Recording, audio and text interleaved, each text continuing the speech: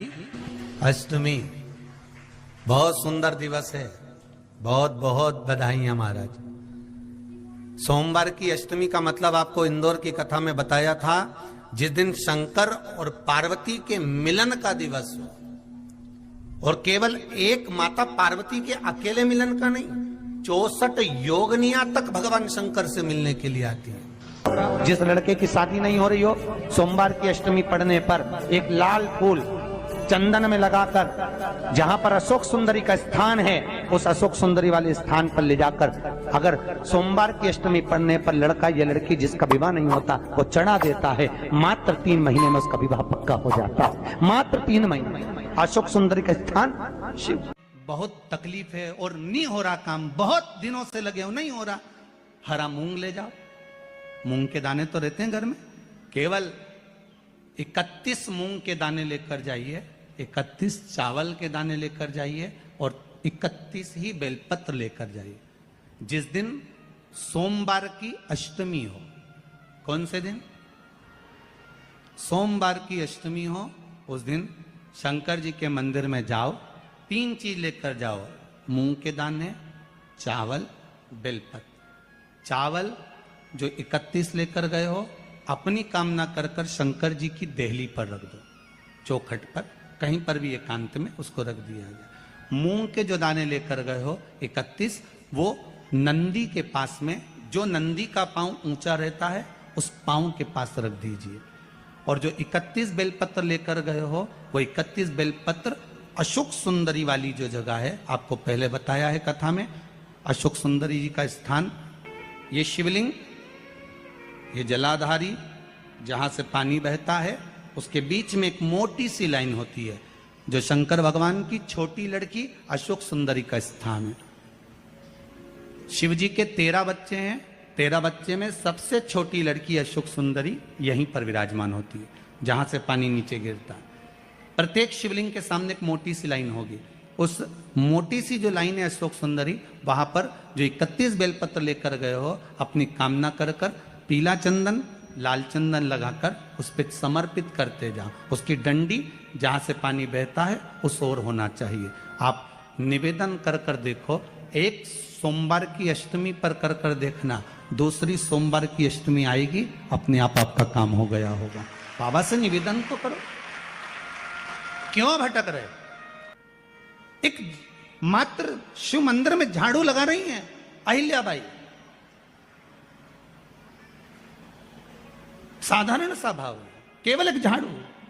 कई लोग कहते हैं महाराज जी, आप कहते हो मंदिर में जाकर झाड़ू लगाओ, पोछा लगाओ, तो जो हमने मंदिर में रख रखा है, स्वीपर आदि आदि जो भी सेवा करने वाला है, काम करने वाला है, वर्कर है, वो कर रहा है, तो हम क्यों करें? अरे भाई, एक बात याद रखना, आप सबसे पूछना चाहूंगा, आप लोग कहते हो कि मंदिर की सफाई जो वर्कर रखा है उसे करना चाहिए, मंदिर की सफाई जो पुजारी रखा है उसको करना चाहिए। मैं आपसे पूछना चाहता हूं कि आपके घर में जो तिजोरी है, दिवाली पे उसकी सफाई कौन करता है? नौकर करता है? अरे बोलते तो जाओ। नौकर करेगा? नहीं। वर्कर करेगा? नहीं। स्वीपर करेगा? नहीं। तिजोरी की सफाई कोई दूसरा नहीं करता, तिजोरी की सफाई हमें करना होती है। उसी तरह मंदिर की सफाई ना पुजारी करे, ना कोई वर्कर करे, जो दर्शन करने जाए वो करे, क्योंकि ये तिजोरी है हमारी, ये तिजोरी है हमारी, यहां से हमें मिलता है, ये मेरा देव अधिदेव महादेव देता है। और धतूरे का फूल, हे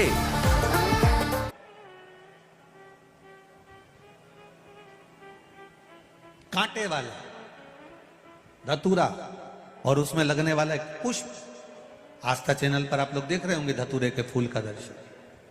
धतूरा और धतूरे का पुष्प, छोटा सा पौधा है, ज्यादा बड़ा नहीं है, कांटा लग रहा है, धतूरा लग रहा है, और उसमें भी साधारण धतूरा नहीं, जिस धतूरे के नीचे की डंडी लाल कलर की होती है, अगर वो सोमवार की अष्टमी को देव अधिदेव महादेव को समर्पित करी जाती है, तो उसके घर में कभी संपदा की कमी नहीं होती है। वो धतूरा है, साधारण नहीं है। धतूरे में भी लाल डंडी, जैसे धतूरा गोल होता है उसके नीचे एक छोटी सी डंडी, देखा है आप लोगों ने? अरे देखी कि नहीं देखी बोलो? धतूरा देखा है ना? धतूरे के अंदर एक नीचे छोटी सी डंडी होती है, जब तोड़ोगे तो वो डंडी का कलर अगर लाल है, वो डंडी का कलर अगर लाल है, और कभी हम तो कहेंगे जैसे बड़ी बीमारी जिसको हो जाती है, लीवर, किडनी, कैंसर आदि आदि बड़ी बीमारियों से जो जूझ रहा होता है, प्रयास करो, प्रयास महामृत्युंजय का जाप कर कर, महामृत्युंजय का स्मरण कर कर, एक लाल डंडी का धतूरा प्रयास करना। एक धतूरा मिल जाए या 5 धतूरे मिल जाए किसी भी एकांतेश्वर महादेव पर, जो शिव मंदिर एकांत में हो, जहां कोई जाता आता नहीं हो। वैसे तो अब बहुत मुश्किल है कि ऐसा मंदिर मिल जाए जहां कोई जाता आता नहीं हो। पहले की बात दूसरी है, अब बात दूसरी है। फिर भी कहीं आप रोड पे से निकल रहे हो, एकांतेश्वर महादेव अगर आप कहीं दिख जाए, बहुत बीमारियों से ग्रसित हो, तो भी महामृत्युंजय जाप का स्मरण कर कर या किसी विद्वत ब्राह्मण जन से महामृत्युंजय मंत्र का जाप कराकर, या भगवान शिव के मंत्र का जाप स्वयं कर कर, वो भी ना बने तो पंचाक्षर मंत्र नमः शिवाय, षडाक्षर मंत्र ओम नमः शिवाय, या श्री शिवाय नमस्तुभ्यम जप कर वो लाल डंडी का धतूरा 5 एकांतेश्वर महादेव को आप समर्पित कर सकते हो। रोग थम जाएगा, जो दवाई खाओगे वो शरीर को लगना प्रारंभ हो जाएगी और आप स्वस्थ होना प्रारंभ हो जाएंगे। अगर बड़ा रोग, देवी शंकर के मंदिर में जाओ, शिव जी का पूजन कर जब वापिस आओ, तो शंकर भगवान के मंदिर में जो बाहर नंदी बैठता है, उसके कानों में ओम नमः शिवाय बोलकर अपने मन की कामना उसके कानों में बोलकर आप आ जाइए, आपकी कामना 3 महीने में पूरी हो जाती है। नंदी के ईश्वर भगवान का स्मरण करिए। अगर 7 बेलपत्र आप शंकर को समर्पित करते हो, तो 1 बेलपत्र नंदी भगवान पर भी अवश्य समर्पित करें। नंदीश्वर भगवान शिव को समर्पण, 1 बेलपत्र नंदी के ईश्वर की ओर चढ़े।